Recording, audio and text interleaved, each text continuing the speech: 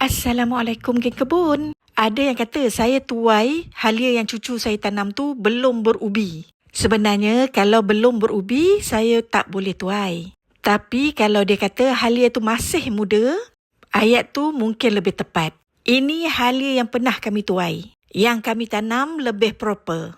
Kata yang komen tadi, kalau halia dah berubi, besar-besar.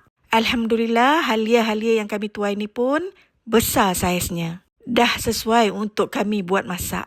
Kalau kami tuai banyak, kami simpan dalam peti sejuk, bekukan. Nak bekukan dalam plastik boleh, dalam bekas pun boleh. Halia yang dituai banyak tadi boleh disimpan lama. Halia yang kita tanam memang akan timbul ke atas. Bukan membenam dalam tanah.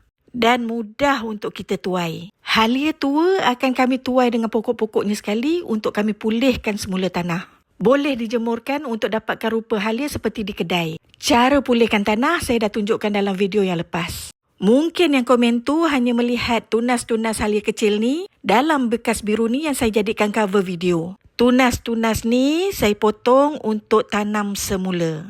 Tunas-tunas kecil ni memang ada pada setiap tuaian halia tua. Jom kita bercucuk tanam. Alhamdulillah.